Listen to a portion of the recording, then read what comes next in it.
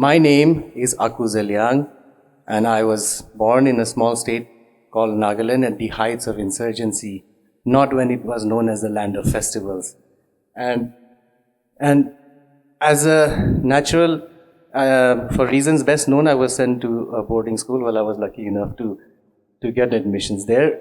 And I always saw this as best of both the worlds. And especially at a time when it was unknown for people like us to even know English, let alone speak. And I think because of that, subconsciously my design skills were honed. I would be a very curious student, I would say, and experiencing best of both the worlds. I was baptized naturally because I come from a second generation. I am a second generation in design. I am also a college dropout. Not that I condone guys, but also at the same time, I am a self-taught designer. So naturally, I would always try and, thank you. So naturally, I would try and imbibe best of both the worlds, the rich heritage and its culture. And that's how I would say, gave it a direction to where I was sort of leading to. It was basically starting to happen. And I remember still when I think everybody knows about the famous Hornbill Festival in Nagaland. Is that correct?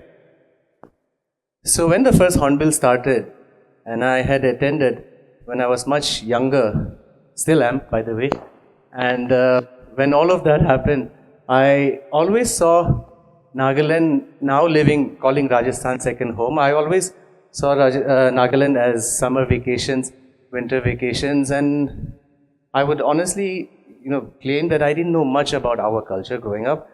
And it was very fascinating for me to see, people come up in their traditional attire, warriors armed to their teeth, in a very festive mood, women dressed so well, draped in the most, vibrant, colorful textiles, wearing identity proud on their sleeves.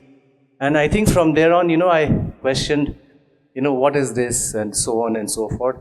And a lot of questions, I think, naturally built up in my head. And I think that was a time where I started baptizing myself deeply into design. And from there, naturally, it was decided that this is the journey that I want to, enter. And that's how the decision was made for me to enter. And naturally, from there on, I went further down to starting being an employee first. Actually, a little correction over there. Prior to starting being an employee at our parent company, I was actually a coal trader in Bhutan and Bangladesh. It's a very different career choice. But that was interesting because we were still in college. We had very well connected friends both parts of the country, and we were still in college. Hashtag international businessman, belt tucked in, briefcase in the hand. We felt very legit. What I gather out of there is learning a lot of paperwork and so on and so forth. Naturally, thereon I started to was an employee at my mother's company, and I think from there on, with hands-on experience with the artisanal community, because we come from a handmade sector, by the way. We don't come from an industrial side, and naturally from there, that's how my journey began. And I think that was the time that I had utmost and deep respect for anything that is handmade, anything that is authentic as well and original. And I think one of the most important key factors is with maturity and especially exposure came appreciation. What you see behind is also one of our very well-received collection. I think everybody knows about Nagaland, when you talk about, because we come from an oral society. What I mean by that is, for a society that we have not had our own scripts, for example, for a society where everything, your textiles, what you wear, your handicraft, it could be a simple craft made out of timber, it could be a bamboo basket, for example, everything has a very significant meaning. They were not there just for visual representations. And I think, it doesn't only imply to Nagaland, but also the entire South Asia subcontinent. So when we did this, we wanted to do a collection that was inspired by tattoos. Now, having said that, in doing a lot of research, we felt that it was only Konyak men, with their fierce tattoos on their faces. But what we realized, guys, and this is very interesting, is that when we did that, we realized that women had equally tattooed, if not more. That is something that is not very widely spoken. And so we came up with this collection that I think that was very well received, with the core principle in hand that working with skills and resources is key. That's a very simple, fundamental, but I think it's very difficult to practice, is because as the market dictates, you have to keep innovating and keep up with the trends. So this is one of them. I would maybe this one was a collection from the yesteryears, and we felt that there was not enough representation in sculptures except Japan. And so this was our way of introducing such things into India that would be also easily available and affordable. This one is personal to me because honestly it was done in a span of 10 days. We knew what we wanted to do, but everyone has their own way of working, and so we did this in a very short span of time.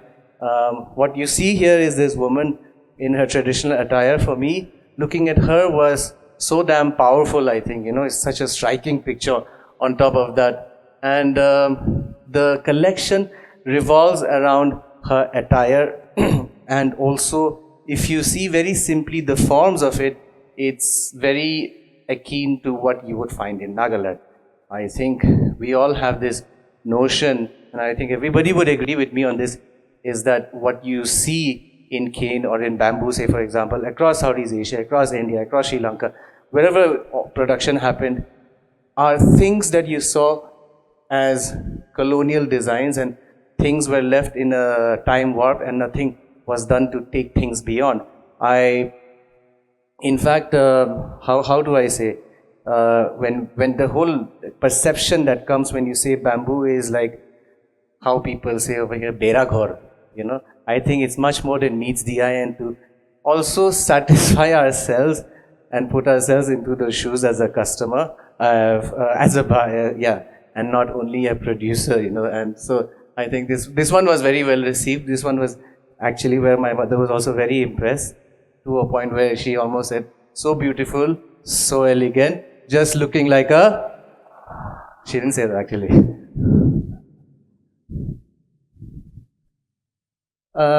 Coming back to the tattoos part of it, this was a take that we had done for a very big show in Germany, also in collaboration with the German embassy.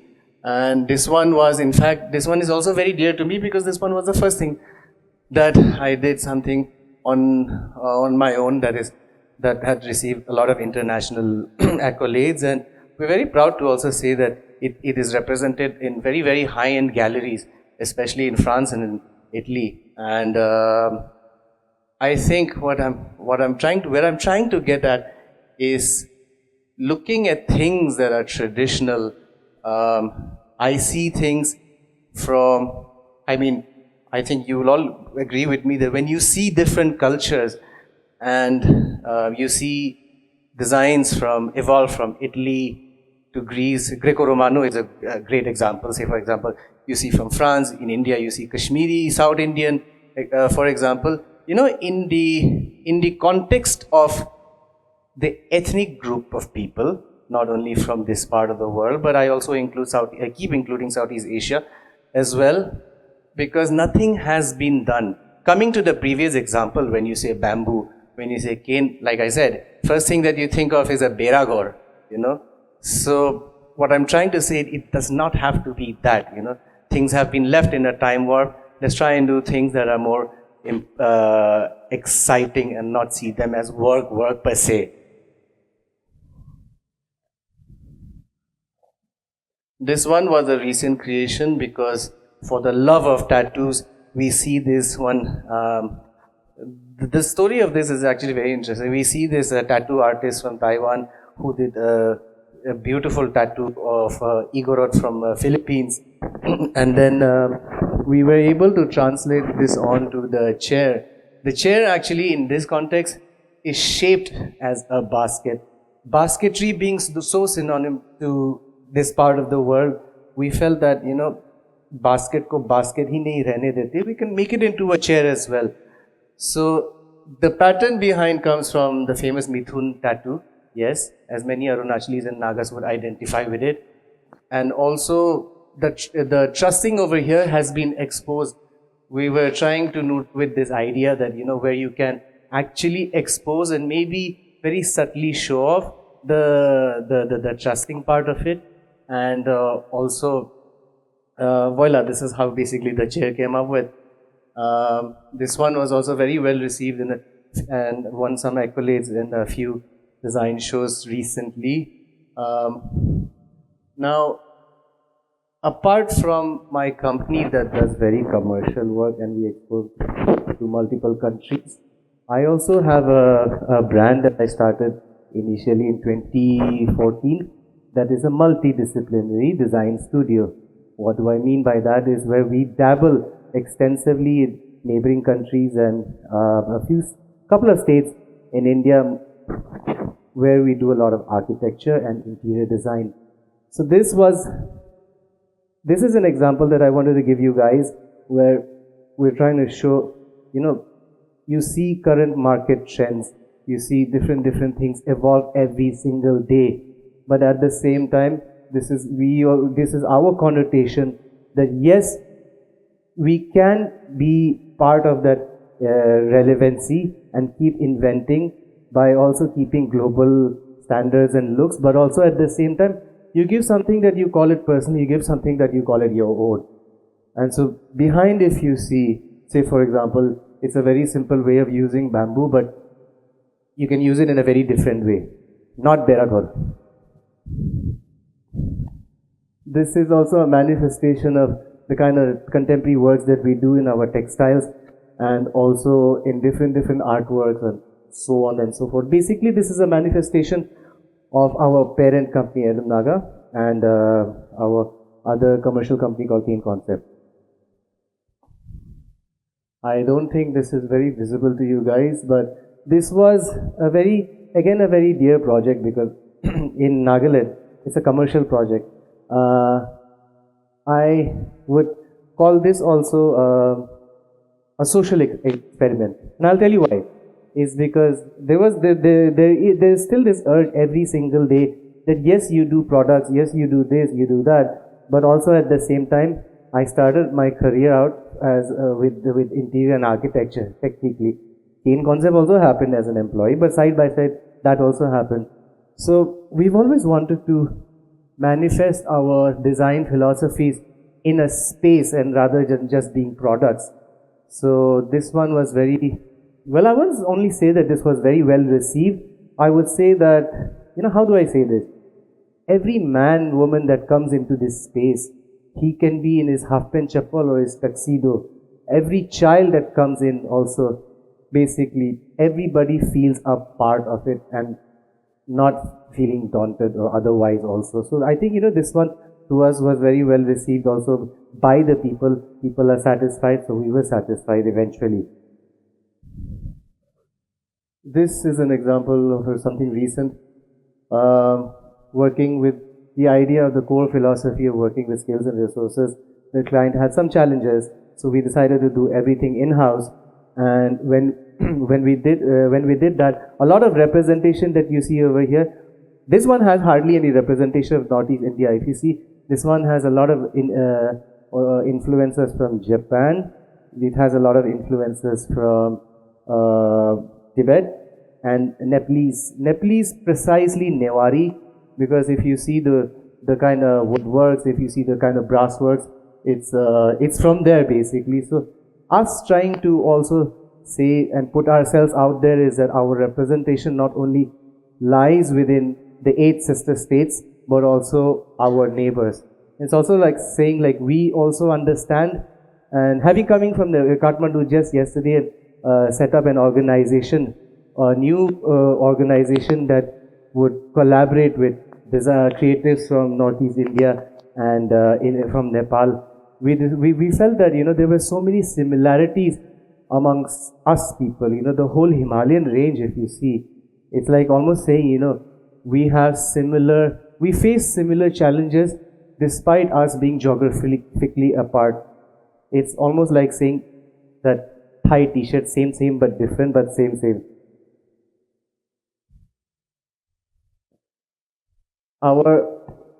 To us, I think sustainability is not about trends. To us, sustainability is about impacting livelihoods, and therefore we have created multiple clusters to impact livelihoods, especially that falls under the broad spectrum of creative rural economy. That's one of the models that we work with. Of course, I'm not going to dilute all my trade secrets at one time. Challenges faced, I think, for the artisanal community, getting placements in the right places, market trends, important to have knowledge about important platforms, opportunities. But I would say very simply, since time is running out, is that I think for the artisanal community, what I realized is the importance and the need to ensure continuity of work. My case, thank you guys for giving me this platform and this opportunity. Thank you.